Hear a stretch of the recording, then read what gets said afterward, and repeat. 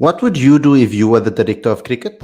Well, that's a question I'm going to be posing to you guys today. This is your show, and I want you guys to call in and give your say on what you think about this particular topic. You can say it in the live chat. You can get involved with regards to super chats. Sorry, I need to put my phone off. Um, and yeah, you guys can have your say about this particular topic. That's what the show is going to be about.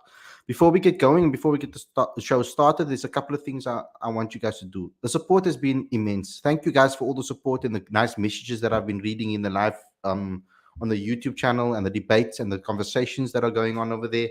It's amazing, guys. Keep it up. We need as much comments as possible for you guys to engage with us.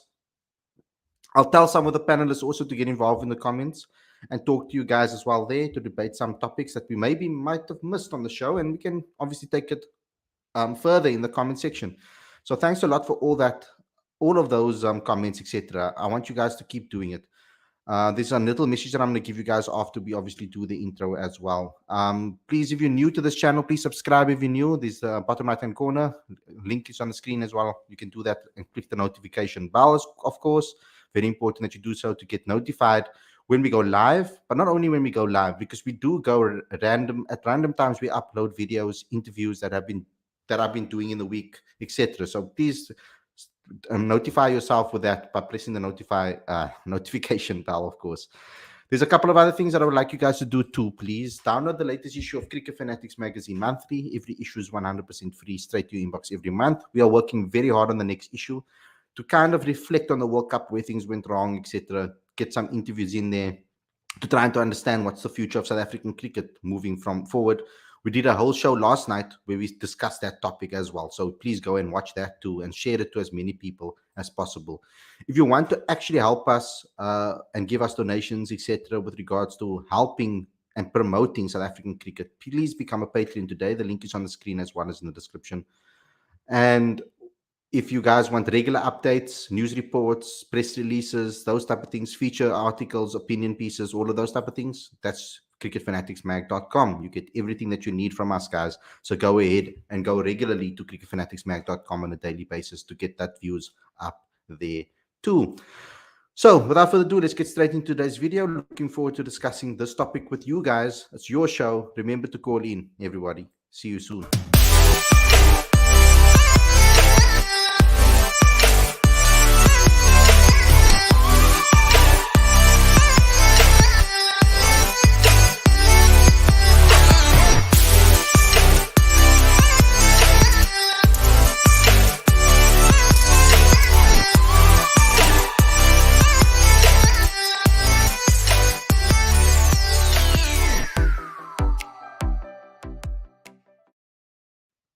A very good evening and welcome to Cricket Fanatics Magazine. This is your daily show. I'm your host, Khalid, and this is the show where we talk about all the major talking points in South African cricket. Today, we're going to be doing a specific topic. And I got the idea a while back. I started thinking about this, but it's something that I put in my head and just let it slip afterwards.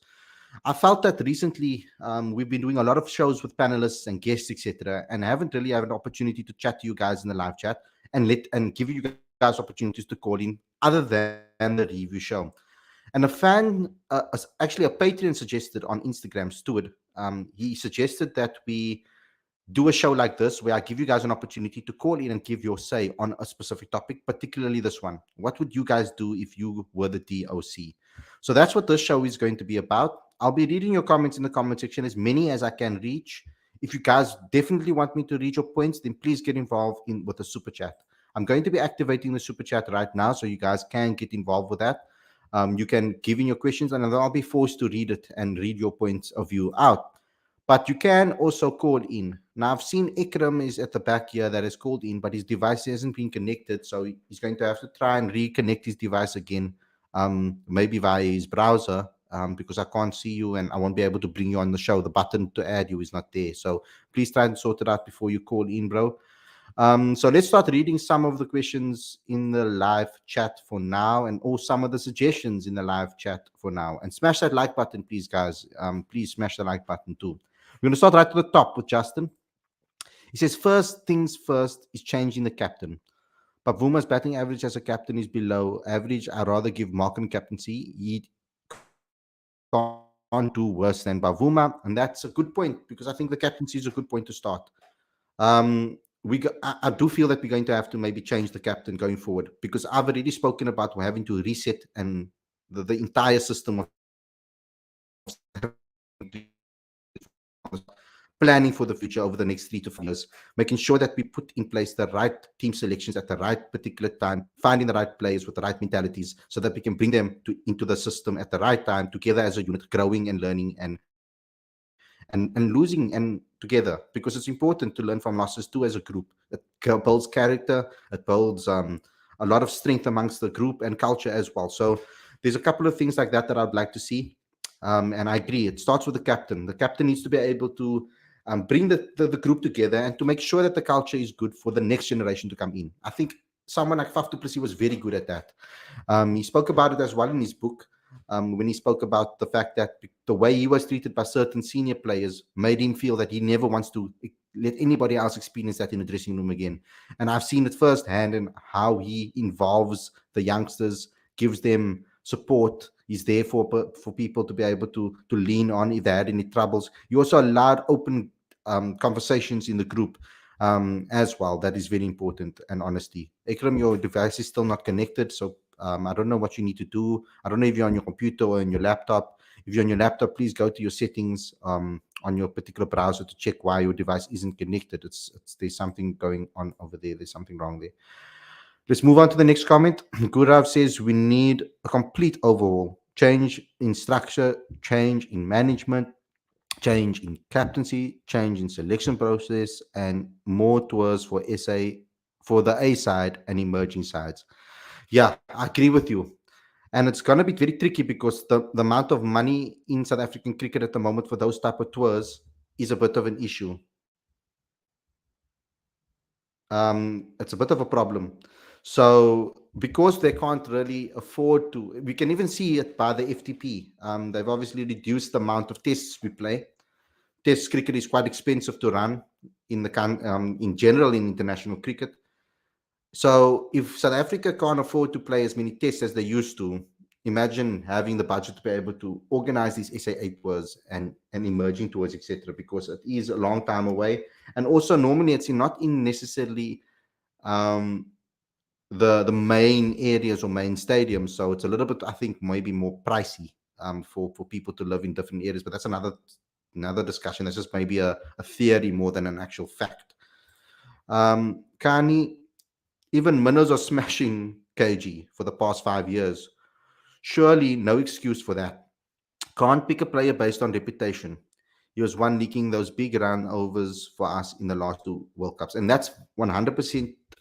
I agree with you, Kani, because I've said it on many occasions that nobody should be safe in the 11. Everybody should feel that there's someone behind them that could take their spot at any time if they're going off form. That type of, I wouldn't call it fear, but that sort of awareness of knowing that there's someone behind you, or sort of pressure behind you, sometimes elevates you as a player and creates competition, healthy competition within the squad, and people will be able to perform at a higher level more consistently because they know that if they don't step up, their position is not going to be there anymore. If they drop out, someone performs, they're out of the team. And I want that type of fierceness and ruthlessness within our 11s and in our squads. I want people to feel that if I don't perform here, I'm gone. And it's very important to have that within a team environment, I believe. Um, I like to create that. I would like to see that type of consistency and that type of pressure put on players, for example. Not everybody will be able to deal with that. Some people need to feel that they are the main person in the team, that they are the star of the team and the main person. That's some special cases, and you deal with it as it comes, dependable on how important that player is to the team dynamic and how important that player is to the team and winning games. So I'd like to see a little bit of an adaptable version of this, obviously, if possible, because I don't believe that players should be picked on reputation only. If you're out of form, you get dropped. Like, for example, the last game, I don't think KG should have played. I would have considered to drop him in that match for someone like the Bray Shamsi. That wicket was perfect for him. We saw it was dry, and we needed the extra spinner. So Quinton de Kock the same. I mean, he hasn't necessarily performed in World Cup tournaments. He's been when he did get dropped in the previous World Cup, Riza Hendrik stood up in his place. So it was very unfair that he hasn't gotten opportunities as well in this particular match. Riza was kept up by both Pavuma and Quinton de Kock, you could say, but mainly by obviously Pavuma's poor performances kept him out of the team. We know that as Pavuma was the captain. But I want to see players being picked based on form more. Especially, I mean, reputation is fine and all if you're leading up to a tournament, playing your bilateral series, looking for momentum, etc. Be loyal. But when it comes to the actual knockout game and it comes to a semi-final or any on a knockout game, you need to play your best 11 on the day. You need to, and that's the only way forward. I feel. He says, "I don't want Temba and KG and QDK again." Okay. As cricket fan, will you preview the semis and the final? Who will win the cup, India or New Zealand? We will talk about it on our shows. As you guys know, we are South African cricket channel. We focus on promoting South African cricket. There's a reason for that, guys. I've explained it before on other shows, but this is not the show to explain it. I'll do that on another show to explain why we have decided to go this route. Eventually things will change in the future with regards to us, and we'll keep you updated on that. But at the moment, we need a channel dedicated to South African cricket because South African cricket is struggling and suffering. And I want to dedicate it because I feel that we have so much potential in this country, and I want to be able to dedicate time and effort to promote it, and to give players a platform to be able to speak up when they are having issues, etc. Okay, so we got our first caller. Oh, Ikram's here. Well, okay, cool, awesome. Let's start with him. Um, Welcome to the show, bro. To answer the question, what would you do if you were the director of cricket? Yeah, hello Khalid. So first of all, I actually want to thank you for, giving the viewers an opportunity to, express our opinions regarding the DOC role. So much appreciated. Thank you So for that. yeah, when you came up with this topic, I actually Googled like what is the role of a DOC. So when I briefly read through it and I saw like, wow, they actually have to do a lot of work. They have a lot of responsibility, and you really need to be qualified and have a good understanding of the game in order to do this. It's not like anybody can do it. So it's a big role. I must admit that. So what I Yeah. would do is like from a team perspective, like what vision I would have is for both men's and women's, the aim would be to win at least one ICC event by 2031 and reach at least the finals in at least two ICC events at the same period of time. And also between 2023 to 2031, I would like to see both the men's and women's team reach the top three ranked teams. I mean, the top three ranked teams on a consistent basis in all three Mm-hmm. formats. Mm. And for the under 19s, men's and women's, I would like to set a program which will track the progress of each player after the under 19 World Cup so they can get advice to improve their game that will help these players to make it to the Proteas. That's what I would do the under 19s. And what I actually expect from the under 19 is I'd like to see at least 40% of the players who play in the under 19 side to at least make 10 appearances in one of the formats throughout their cricketing career. So that's what I would do from a team perspective. That's And interesting. Can I ask you about that point? Do you mean yes, when you say 10 games, do you mean international matches? yes, international, at Oh, least 10. okay, Because I interesting. believe that That's a if you're good enough to reach in the under 19 level, so you need to have some help to get into the senior team. Because if you go look now, maybe with the exception of Dievel Brevers and Hakiso Rabada, you don't really see that many people from the under 19 team really make it into the senior national team. They do most probably make it into the domestic side, but not really in the national team. So I think we need to increase the number by helping them. And um also, and and with regards to that, how do you spoke about that getting the teams to to be able to participate in the World Cups, etc., like in 2020, 2031, etc. How do you Yes. what structures are you going to put in place to make sure that happens if you add the power? Mm, what I would do, let's just say, what I would do, I'd actually try and create like for the senior team, I would try and create more depth in each position. So there would be like a first choice, a selected first choice that will play, and then there'll also be a second choice. So it'll be communicated beforehand that like who's going to be the first choice between that period and who's going to be the second choice.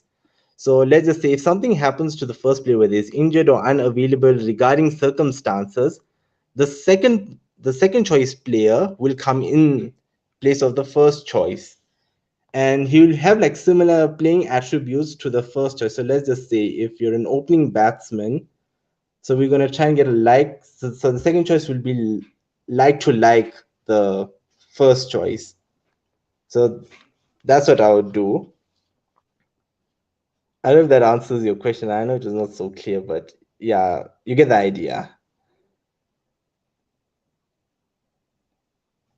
Khalid, you're Sorry, yes, mute. yes, I'm here, I'm here. Sorry, I just had to unmute quickly. I was trying to post the link in the description. I don't know why it's not there. For other people to as well call in. I did pin it. Didn't I pin it to the live chat as well? Just check the pin, guys. If it is there, I posted it now again in the live chat. Yes, Ikram, that's excellent points. And I get where you're going with it because there is an emphasis on youngsters as well, which I like.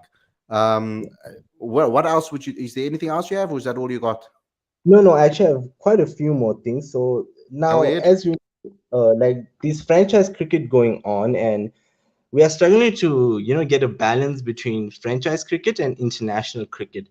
So the suggestion I have for the regular Protea players between this period would be is I would let them play a maximum of three franchise leagues around the world, excluding the SA20. So they'll play SA20 and three others outside South Africa, and so that is the way. And they have to actually decide this beforehand. So I believe that is the way they can balance out between international cricket, playing for the Proteas, and Yeah, franchise cricket.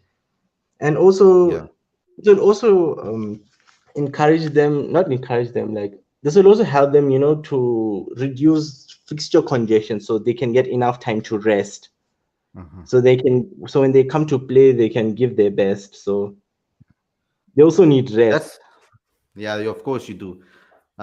That's an excellent point as well because I'm trying to look at the under 19 team, for example, as well. The points that you made on the 19 team was also pretty good. And also when you're talking about this part about playing three other tournaments and the SA20 included, is that what you said, or did you say That's three in what I total, including SA20 No, no, no. I said AC20 plus three others. So let's just take plus for three others? instance, Okay. yeah. So So let's say basically if BBL, IPL, and Big Bash, for example. yes. So let's just say Oh, Lungin, let's say he wants to play three others. So he already has SA20. So the other three he can choose, like let's say it's IPL, CPL, and Lanka Premier League. That's it. So he cannot play another one because he's a mm, regular in the Protea side. And let's just if you're not a yeah. regular in the Protea side, then you can just play as many T20 leagues as you want. I would even go less than that. I will tell them one other. They can pick or one or two others. But they can pick IPL because IPL we know they have to play. And Yeah, then one other because I would like to have them as well available for some of the CSA T20 domestic games so that our domestic players can also improve because otherwise they only play against each other all the time. It's like you put the same standard of players against each other and expect them to grow. You need to put them against better players, against tougher players because not everybody is going to be playing in the SA20. Some people didn't get picked up. Um, yeah. but Ikram, Good thank point. you for your points, bro. Thanks a lot for your points. And coming on the show, I'm gonna have to move on to another caller for now. But you gave some No excellent problem. points for us to think about, bro. Thanks a lot for calling in. Yeah, you're welcome. Thanks. Bye. Thank you. Bye. Okay, cool. We're gonna move on to the next caller. We've got Liacho waiting for us in the back end. Welcome to the show, bro. What would you like to say? Hey Khalid, thanks for the opportunity to talk about this. It's not often that you get rational discussion around the sport and essay, so it's pretty cool to have this platform, man. Thank you very much for joining the platform, bro. So I I also kind of just looked over what a DOC actually does. And basically, the 14 things they're in charge of are the women, the men, SAA, the academy, varsity cricket, under 19, schools, mini cricket, high performance pathways, cricket pathways, future tours planning, convener of selectors, coaching pathways, and match official pathways. Do we know who gets to audit all of these things? Like who's actually keeping the checks and balances as to whether each of those departments are actually producing the results that are required?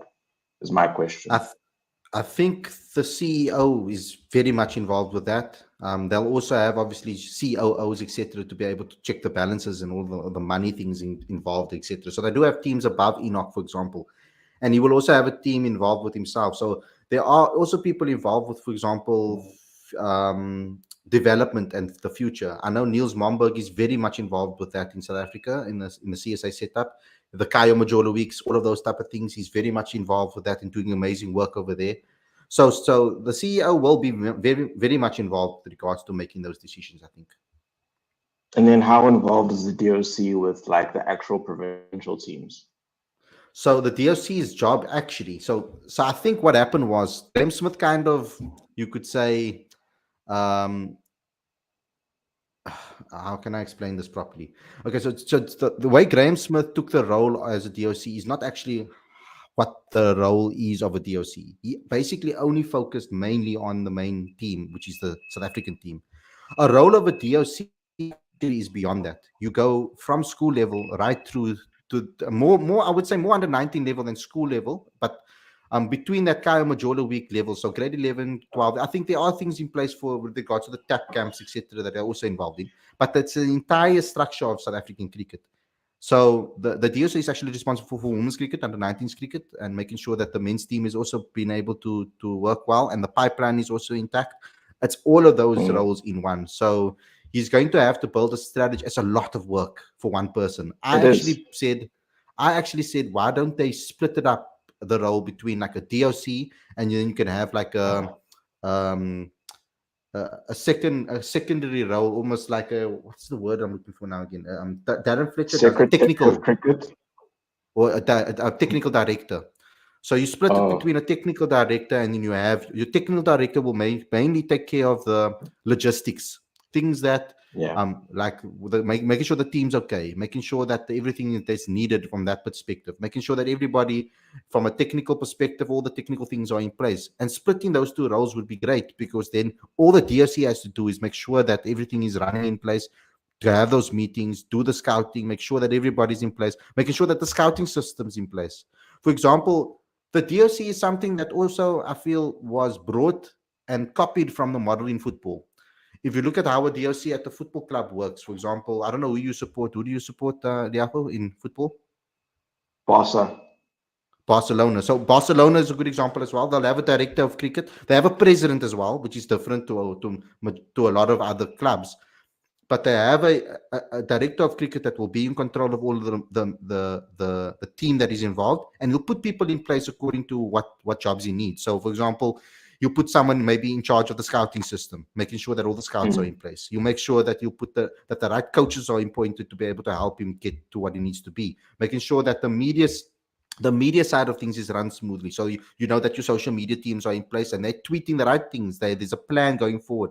I don't know if you've noticed, but since Enoch's taken over, there's also been a massive change within the way CA do their social media. They've split the two yes. profiles as well to make a men's and a women's. That's all got to do with the team and Yes. planning of the future and where it's going. So now that you know basically a little bit about what the DOC is about, what would you do, bro? What is your advice for the DOC? I would say that it's more important to hire people that are analytically driven rather than hiring people that are known or have past experience basically just being a player in South Africa, etc., etc. Like I think there's a lot that can be gained by going down the numbers routes in South Africa at multiple levels. I also would like to know if there's proper player retention strategies. Like it's one thing to say, we need to produce players from under 19 up. It's another to say how long can we actually keep them in the system?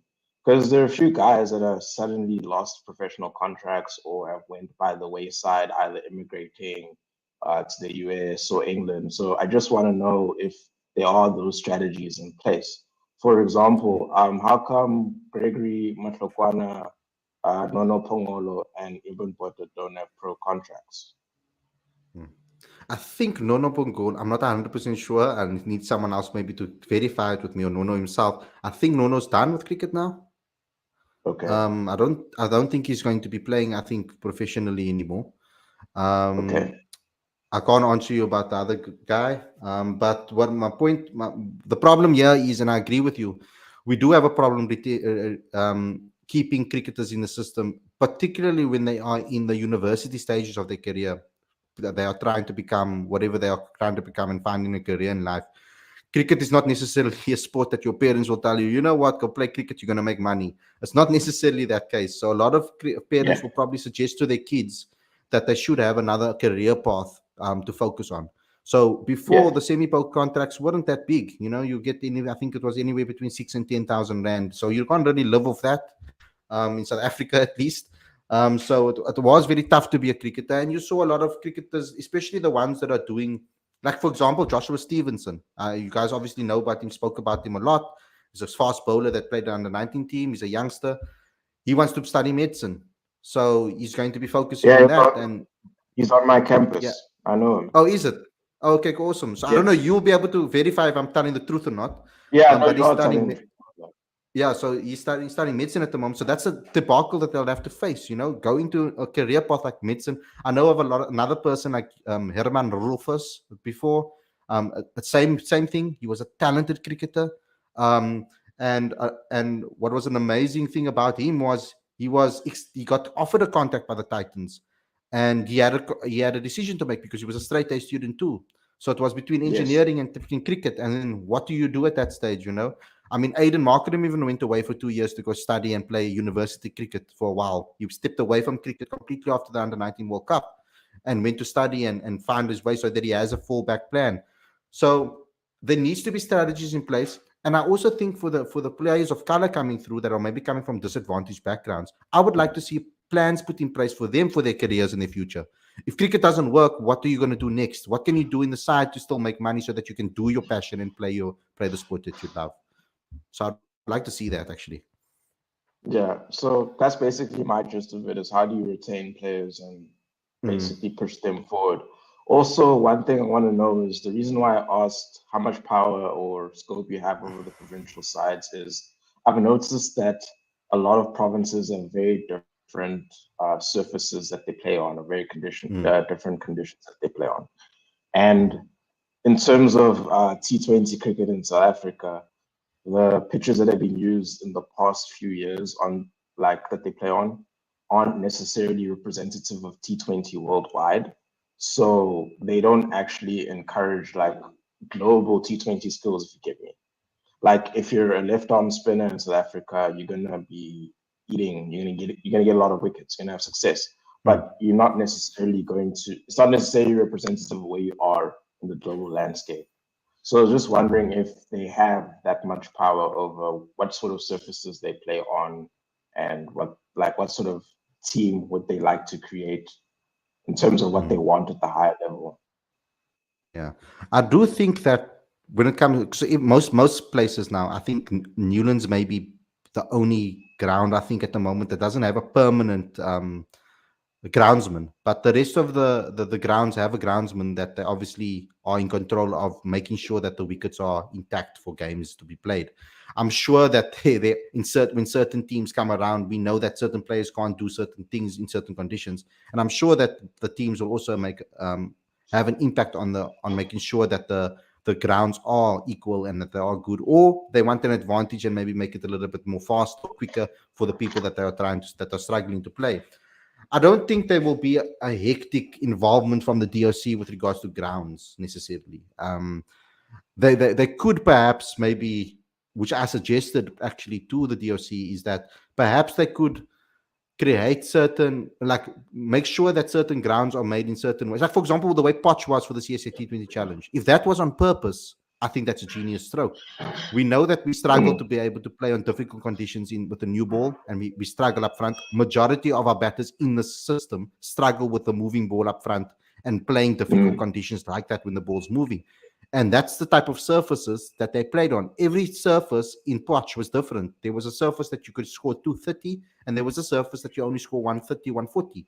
So it was really teaching our batters different conditions and how to survive in those and read the conditions. If that was on purpose, that's a genius stroke.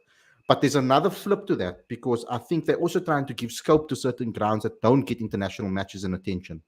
The likes of Poch, Yeah. the like of East London, etc. So there's also that type of agenda as well that they're thinking about, because they are trying to strengthen. He's trying to strengthen, or the DRC and Cricket South Africa is trying to strengthen cricket in the country. That means that the smaller grounds also need some scope and some income so that they can continue producing grounds for the other teams that are also playing in South African cricket. Does that answer your question? Yeah, that does. And with that, we can pretty much end the call. Okay, awesome. Thanks a lot. I'll chat to you very again soon, bro. Thanks for calling in. I'll move on to the next caller. Okay, we've got someone that you guys have been waiting for. We've got Seppo on the line. Welcome to the show, bro. What would you like to say? People have been waiting for me. Wow, guys. No. People have been waiting for you. They've been waiting for you. Thanks, guys. It's always You'll great see to the be on live the chat. show. You'll see the live chat now. Oh, I must actually go check the live chat. Oh, wait. Hello, everyone. It's great to see you. It's great to be here. Thanks, Khalid. Yeah, I mean, it's a difficult question to answer. What to do as DOC, because I feel that the DOC, I mean, even from when Graham Smith was DOC, they've been doing a pretty decent job of, I don't know, cleaning up. Because I felt like South Africa was very much a team in transition. The amount of like skeletons in the closet that we had to deal with like the SJN, for example, with the with Tabang Murwe's term as well, with the shifting of franchises.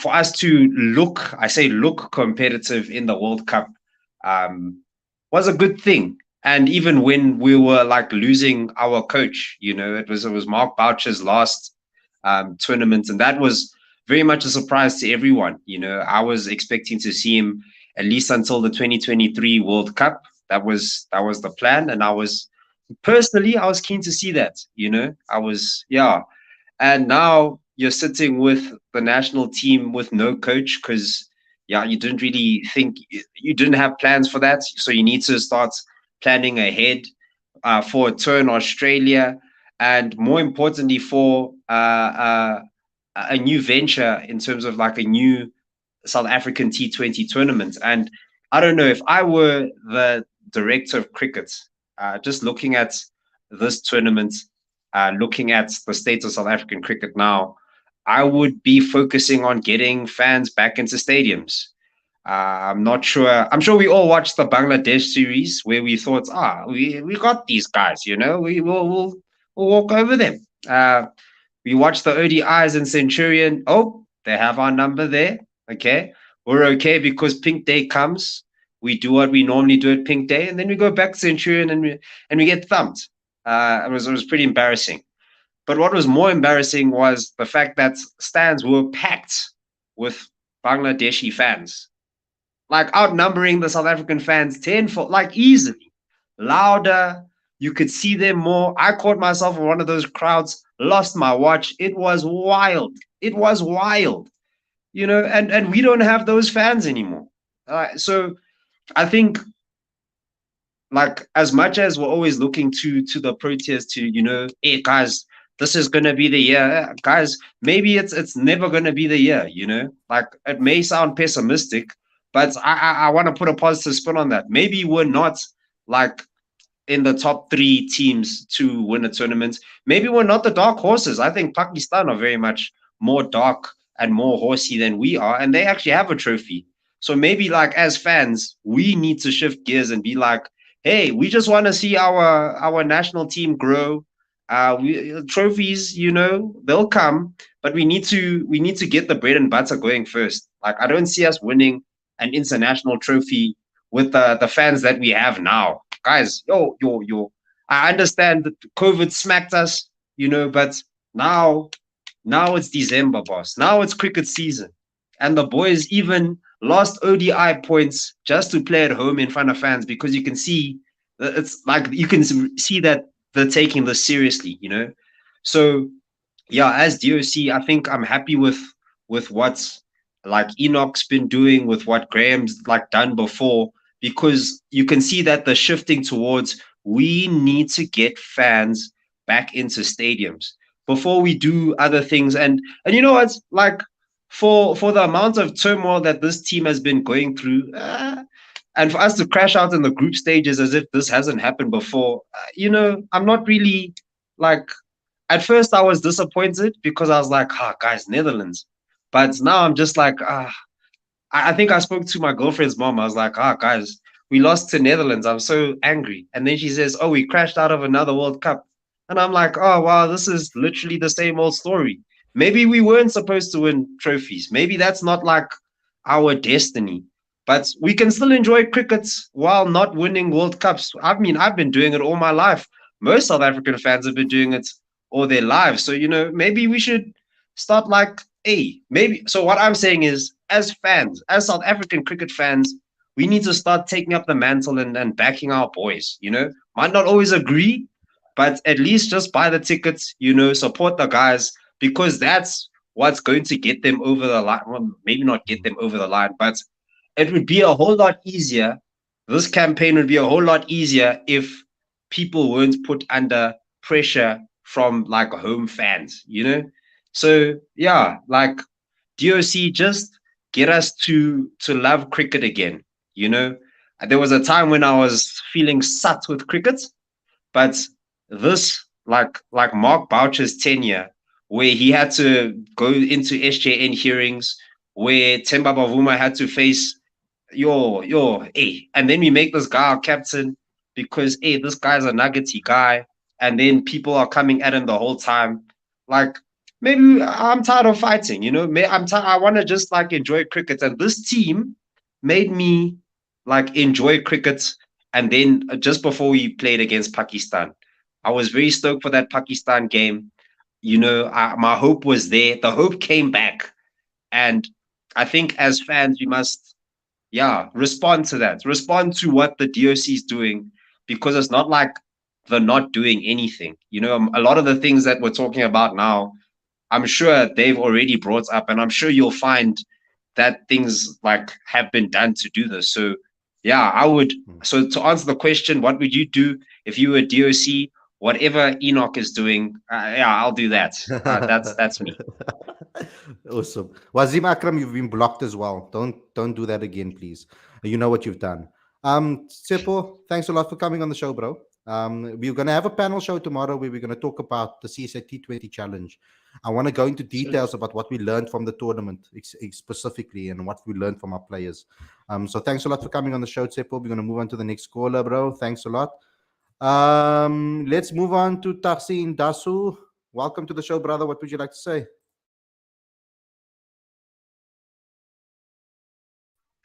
Khalid, how are you keeping? I'm all right, and you? All good. You just have to put me next to Sepo, right? We're always together. Sepo's not talking about Themba today. No he just Themba today. danced through the Themba issue today. Yeah, he danced through it. Listen, I think we're on the right track. It's just a few things need to be tweaked. I find that we've spoken about it also. The communication was bad. The communication with the ex-players, I think the communication with regards to the knee issue, all the communication needs to be ironed out, and that should come from the DOC. The other thing is getting the right personnel in the job. I mean, we've got ex-cricketers that played at the highest level, that were world stars. You bring them into the fold. Yeah, different places. Maybe we need to get a proper selection panel going. I think I don't know. We had this issue where they were chopping and changing too much. Going into the last year, 2 years, you didn't know what your squad was going to be. this guy's in, that guy's in, this guy's getting a cap. People that you didn't expect were getting caps. I think we need more of a firm, solid base where we know that things are okay. So bringing in a proper selection panel, and I think we need to have a set. I know this might sound a bit difficult to do, but you need to have a set squad of maybe 40 players or so, and we need to work with those players. We can't be bringing in somebody in the mid-season and letting them play. If you've got a set squad, you keep that squad going, or that those call them contract players. We bring them in, and they should be playing at every game. Even if you got somebody in the domestic season that's doing well, unfortunately for that year they have to wait. Because there's no stability otherwise. And if they are doing well consistently, then you can look at the next year and bringing them into this squad. Call it a squad, right? I would look at that.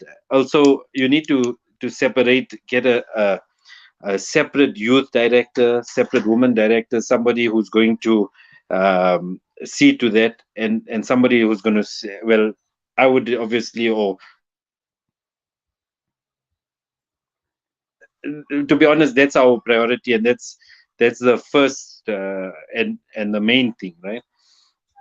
That we need a big change in the ethos of South African cricket. Maybe we have to look at the way that we've been playing is not working for us coming into tournaments. We need to maybe look at being more aggressive, or looking at a different way of playing. But there needs to be a change in something that can make us fight. And then obviously, when I spoke about bringing in personnel, we also need to bring in somebody who's a psychologist, get the proper mindset for the players. And yeah, so well, those are the main things. The other thing is that we need to get a bigger involvement in the ICC. I think we've been bullied by Australia, India mainly, England. Well, they've been bullying cricket, and I think it's not healthy for us. If you look at, we need to have a more of a say there, and also if you look at our international games, I mean, we are a proud nation, South Africa. We shouldn't be having. I'm not being biased or anything, but we shouldn't be having Indian sponsors at our international games.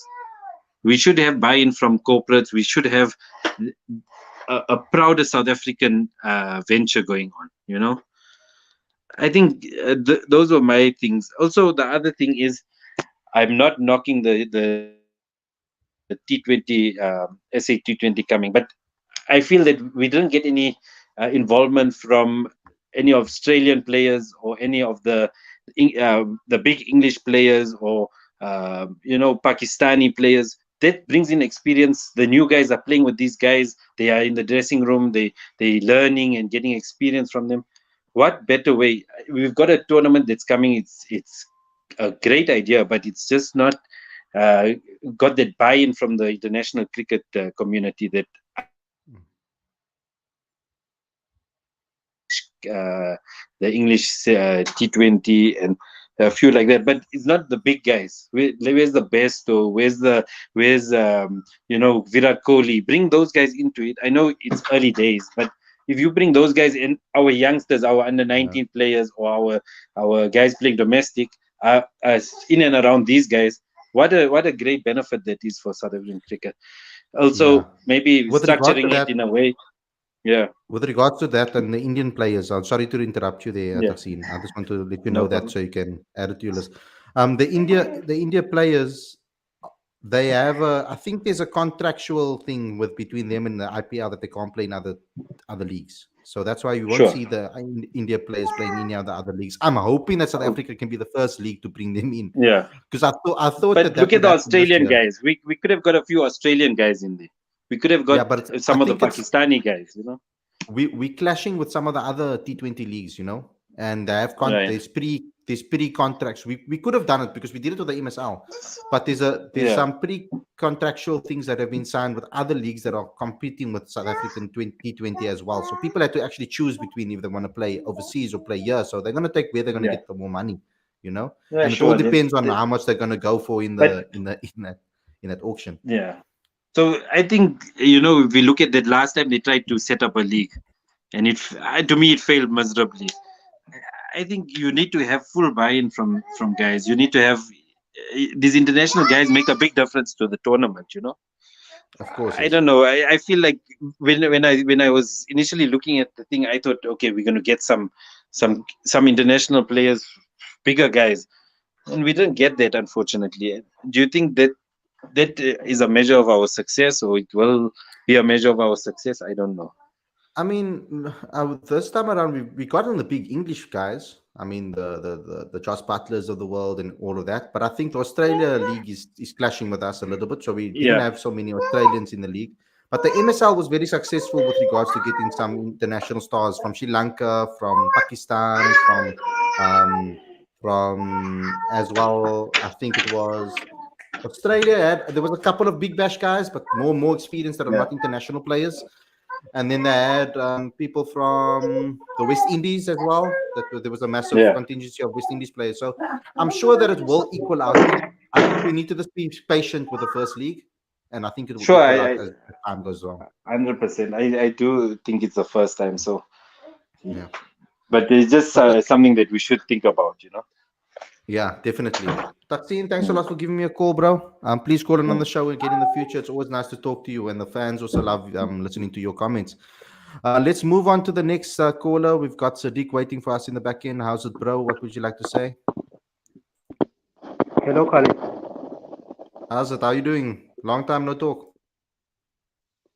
Yeah, I'm doing good. How about you?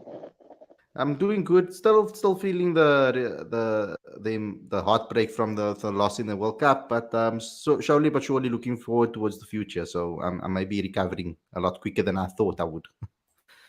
Hopefully, inshallah. Inshallah. Yeah, So yeah. yeah, go ahead. I want to add something into your topic.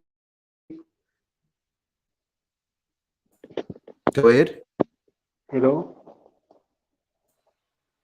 You can Yeah, go ahead. if I was made to be the director of cricket, I would add some points into our cricket system. Basically, Bro, I'm the struggling to hear you. You're breaking up. transformation. Can you please call back again? Sorry, bro. Can you please call back again? You're breaking up. I can't hear you. I'm gonna move on. We've got Angry Gamer waiting for us in the back end. Welcome to the show, bro. What would you like to say? Hi Khalid. How's it? How you doing? I just want to ask, why does Quinton de Kock just throw his wicket away every time? I have no clue. It's almost like he loses You concentration will never sometimes. see him getting caught behind or LBW. He'll just try it and heave it into the leg side and just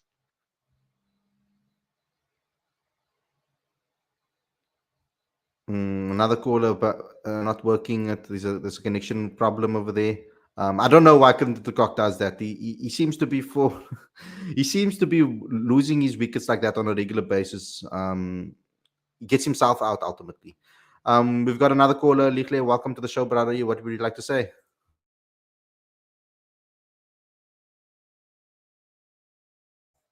Hello, Likle.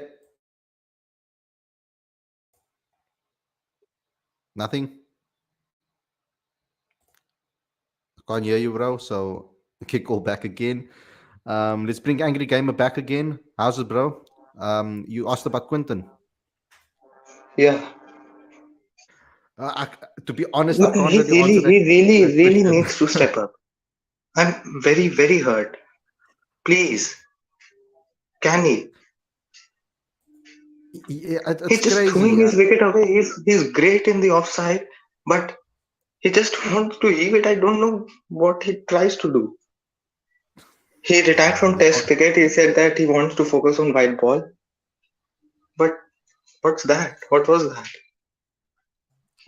I really can't answer that question. I don't know if it was because of friction in the camp, or he wasn't maybe seeing eye to eye with the hierarchy or whatever it is. I don't know why he retired so early from Test cricket. That was a shocker. I would love to get him on a show. And Quinton, if you ever do see a clip, or anybody that's watching that knows Quinton, please let him know that we'd like to interview him and actually talk to him about it and what's going through his mind, because it is quite shocking. Because I see him go out the same way. He gets himself out rather than the opposition getting him out. And majority of the time, it's swinging at deliveries that are wide. It's mental. Yeah, I thought that at least he would use his test knowledge to be able to not do that. That's why we tell absolutely. youngsters to go play first class cricket, so they can have the patience. Also, Kagiso Rabada I think he's forgot to use those Yorkers. He hardly touches 140 anymore. I'm a big cricket South Africa fan, but if they perform like that, what I can do? I can just wait for now. I really, really hope that Dean Elgar just produces some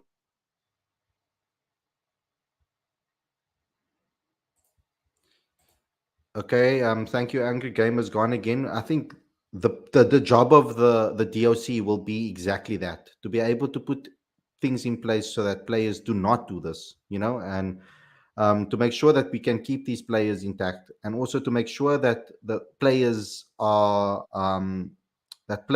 maintained. The emotional content is that they emotionally are looked after as well, and to make sure that they manage their loads too.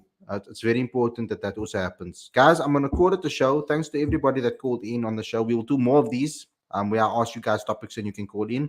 We're having a little bit of connection issues. As you can see, my lights are dying, so it's looking a bit fuzzy. I'm going to get better lighting, guys, promise you, very, very soon.